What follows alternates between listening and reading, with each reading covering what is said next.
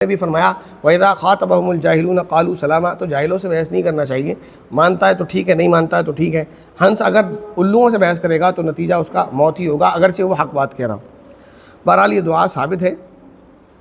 اس کے بعد ایک سوال ہے، السلام علیکم حضرت۔ وعلیکم السلام ورحمۃ اللہ وبرکاتہ۔ کہتے ہیں مفتی صاحب، وطر کی نماز میں امام صاحب تیسری رکعت میں رکوع میں چلے گئے، پھر مقتدی نے لقمہ دیا تو پھر سے واپس لوٹ کر نماز مکمل کی اور سجدہ سہو نہیں کیا، کیا نماز ہو گئی؟ اگر کوئی شخص وطر میں دعائے قنوت پڑھنا بھول جائے اور رکوع کر لے تو ایسے موقع پر اگر اس کو مقتدی لقمہ دیں تو اس کو چاہیے کہ وہ واپس رکوع میں نہ آئے، رکوع سے واپس نہ آئے۔ اگر وہ واپس رکوع سے آتا ہے تو یہ اس کا عمل بہتر نہیں ہے، اس کو ایسا نہیں کرنا چاہیے۔ اب اگر وہ رکوع میں ہے تو پھر وہ اپنی نماز آگے پوری کرے اور آخر میں سجدہ سہو کر لے، نماز ہو جائے گی۔ لیکن اگر کوئی رکوع سے لوٹ آیا، لوٹ آنے کے بعد اس نے دعائے قنوت پڑھی اور پھر اس نے دوبارہ رکوع کیا اور پھر آخر میں سجدہ سہو کر لیا تو اس کی نماز ہو جائے گی، لیکن یہ صورت اسے اپنانی نہیں چاہیے۔ بہتر یہی کہ رکوع میں چلا گیا تو آگے چلے۔ لیکن اگر کسی نے رکوع کیا اور رکوع سے لوٹ آیا اور آخر میں سجدہ سہو نہیں کیا، نماز اس کی فاسد ہو گئی، نماز اس کی ختم ہو گئی، اس کو نماز دوبارہ پڑھنی چاہیے۔ اس کے بعد ان کا دوسرا سوال ہے، کہتے ہیں ایک منٹ کہاں چلا گیا بھائی،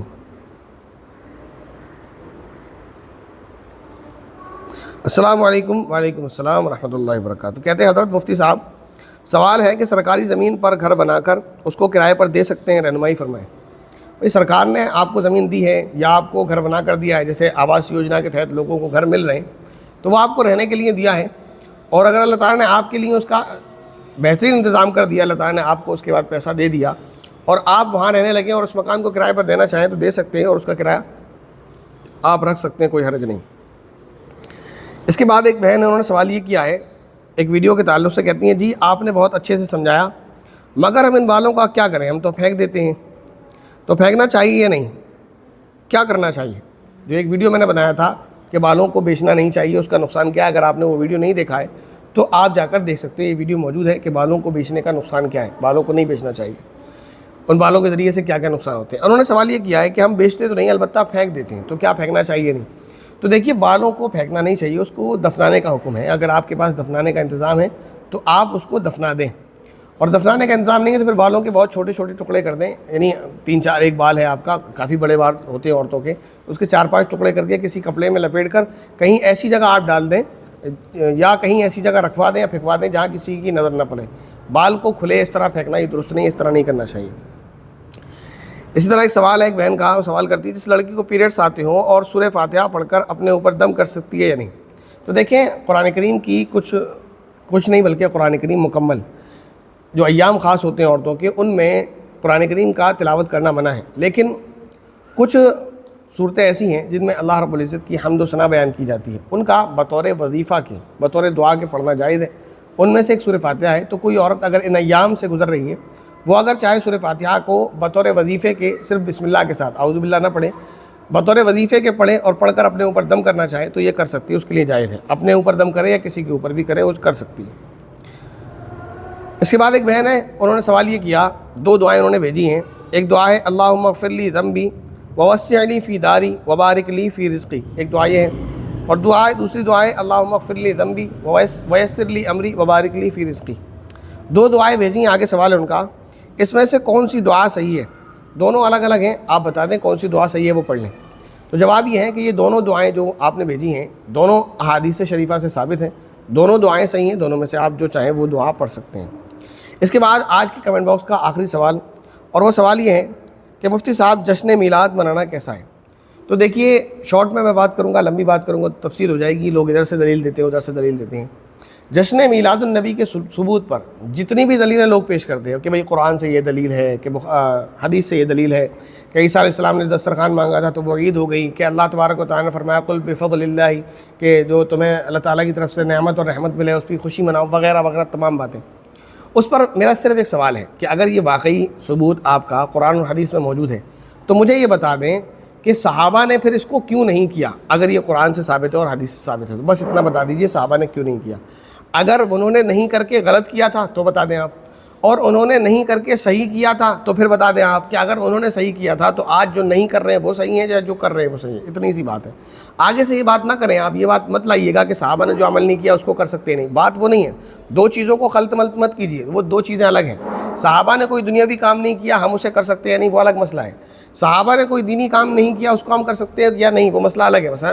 مثال کے طور پر آپ مان لیجئے، ایک فرض کر رہا ہوں میں کہ صحابی سے کوئی ایسا عمل آپ ثابت کر دیں خیر کا جو آپ شروع کریں، مثلا یتیموں کو، حالانکہ نہیں ہے کوئی ایسا عمل میں سمجھتا ہوں، یا جو بھی آپ ثابت کریں اس کا کوئی نہ، اگر وہ خیر کا کام ہے تو اس کا کوئی نہ کوئی ثبوت آپ کو ملے گا، صحابہ کے دور میں اس کا عمل ثابت ہوگا، ایسا نہیں مل سکتا.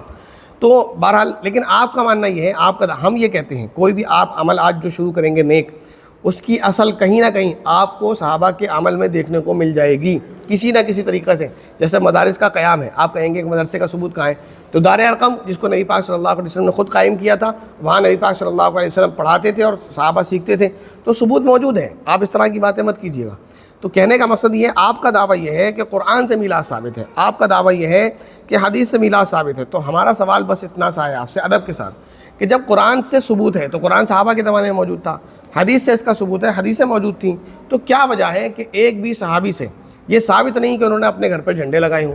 ایک بھی صحابی سے ثابت نہیں، حالانکہ اس زمانے میں جھنڈے موجود تھے، یہ مت کہیے گا جھنڈے موجود نہیں تھے. ایک بھی صحابی سے یہ ثابت نہیں کہ انہوں نے اپنے گھر پر چراغاں کیا ہو، موم بتی جلائی ہو، چراغ جلایا ہو. ایک بھی صحابی سے ثابت نہیں کہ انہوں نے 12 ربیع الاول کے دن نعرے لگاتے ہوئے گلیوں سے جلوس نکالا ہو. ایک بھی صحابی سے ثابت نہیں. جو آپ عمل 12 ربیع الاول کو کرتے ہیں، آپ کو منہ مانگا انعام دیا جائے گا اگر آپ ایک بھی صحابی سے یہ ثابت کر دیں کہ 12 ربیع الاول میں جو کام آپ کرتے ہیں وہ کسی ایک صحابی نے بھی 12 ربیع الاول کو کیا ہو، کہ جھنڈے لگائے ہوں، چراغاں کیا ہو اور نعرے لگاتے ہوئے جھنڈے ہاتھ میں لے کر جلوس نکالا ہو. یہ 3 کام میں آپ سے کہہ رہا ہوں، کسی ایک صحابی سے بھی آپ ثابت کر دیں 12 ربیع الاول کو انہوں نے یہ کام کیا ہو. تو بہرحال مان لیں آپ، 2 باتوں میں سے ایک آپ کوئی بھی مان لیں، آپ کی مرضی، ہم آپ سے جھگڑیں گے نہیں.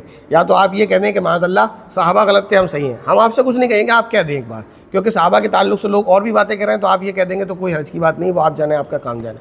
یا پھر آپ یہ بات مانیں کہ صحابہ نے جو کیا وہ صحیح تھا، ہم جو کر رہے ہیں وہ غلط ہے، اور یہ ہماری دین میں خود کی ہماری ایجاد ہے اور بدعت ہے.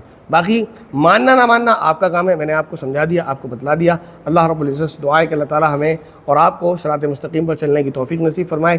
اور آخر میں آپ تمام بہن اور بھائیوں سے یہ کہنا چاہوں گا کہ یہ سلسلہ جو ہے ہمارا انشاءاللہ آپ کنٹینیو رہے گا، لیکن کبھی یہ ویڈیو آپ کو فرائیڈے میں دیکھنے کو ملے گی تو کبھی سنڈے میں.